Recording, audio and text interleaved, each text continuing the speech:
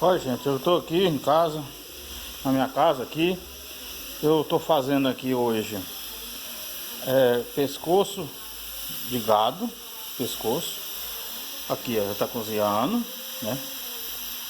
E aí, angu de milho verde.